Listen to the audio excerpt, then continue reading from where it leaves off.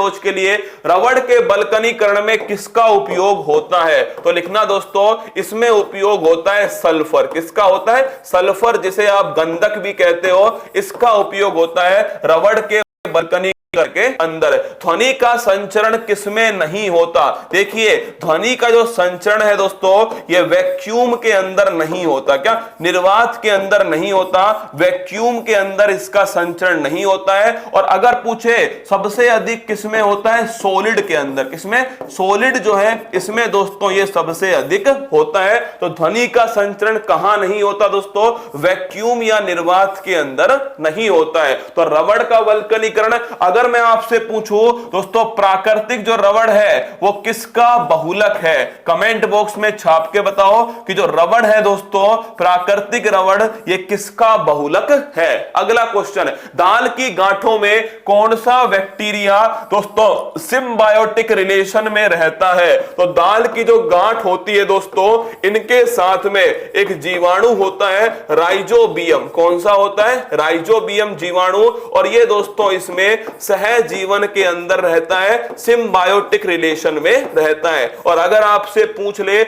ये राइजोबियम जीवाणु क्या करता है? नाइट्रोजन स्थिरीकरण करता है। क्या करता है? नाइट्रोजन स्थिरीकरण या नाइट्रोजन फिक्सेशन जो है ये दोस्तों करता है। भुजा हुआ चूना का रासायनिक सूत्र क्या है? दोस्तों भुजा हुआ चूना कैल्शियम हाइड्रोक्साइड। क्या है? कैल्शियम हाइड्रोक्साइड जो है, ये ध्यान रखिएगा, भुजा हुआ चूना है, कैल्शियम हाइड्रोक्साइड। क्या? Calcium hydroxide. मैं पहले आपको भी बोलता था, याद है आपको, वो मेरे भुजे हुए चूनो। तो ध्यान रखना, कैल्शियम हाइड्रोक्साइड जो है ये दोस्तों भुजा हुआ चूना है। अगला क्वेश्चन देखिए, मनुष्य के रक्त का पीएच मान कितना होता है? पहली बात तो पीएच पैमाना दोस्तों किसने दिया था? सोरेनसन। किसने दिया? सोरेनसन। अगर आपको याद हो, H+ का संबंध किससे है? एसिड से। और OH- का संबंध किससे है? इसका संबंध है बेस। किससे? क्षार से। और अगर पूछे मनुष्य के रक्त का पीएच मान कितना है? 7.4 फिक्स है। क्या है? फिक्स है दोस्तों, 7.4। और याद करो, रक्त क्या है? Blood is a liquid connective tissue. याद करो, blood is a liquid connective tissue है। ध्यान रखिएगा इस लाइन को। ब्लड क्या है? रक्त क्या है? तो लिक्विड कनेक्टिव टिश्यू है। अगला क्वेश्चन है, चींटी के डंक में कौन सा अम्ल है? फार्मिक अम्ल। कौन सा है? फार्मिक जो अम्ल है ये दोस्तों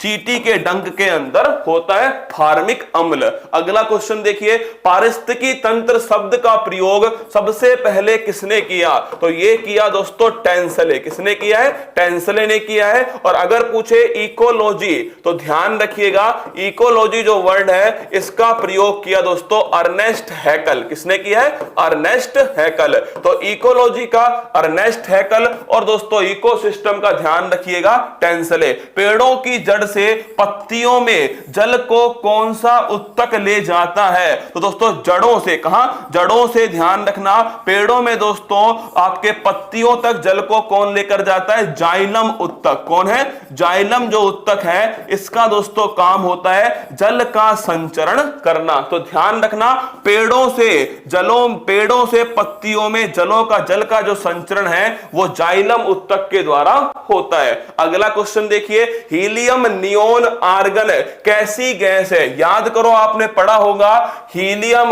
नियोन आर्गन, ये सब दोस्तों एक ही ग्रुप है इनका। और ये कौन सा ग्रुप है? Noble gas. कौन सा ग्रुप है? नोबल गैस दोस्तों, या अक्रिय गैस। क्या? अक्रिय गैस कहते हैं किसको? हीलियम को, आर्गन को, नियोन को अक्रिय गैस दोस्तों कहा जाता है। जापान का मिनी माता आपदा किस प्रदूषण के कारण हुआ था? दोस्तों लिखिएगा Hg। Hg का मतलब है मरकरी, या दोस्तों हम जिसे कहते हैं पारा। क्या? पारा। और आप जानते हो द्रव अवस्था में मिलने वाली एकमात्र धातु कौन सी है? वो है दोस्तों पारा। कौन सी? पारा। तो हीलियम है, नियोन है, आर्गन है, क्रिप्टोन है। क्या है? क्रिप्टोन है, रेडोन है। क्या है दोस्तों? रेडोन। ये सब की सब कैसी गैस है? नोबल गैस है। रेडोन गैस जो है अगर मैं आपसे पूछूं किस प्राकृतिक आपदा के समय रेडॉन गैस का दोस्तों निष्कासन होता है,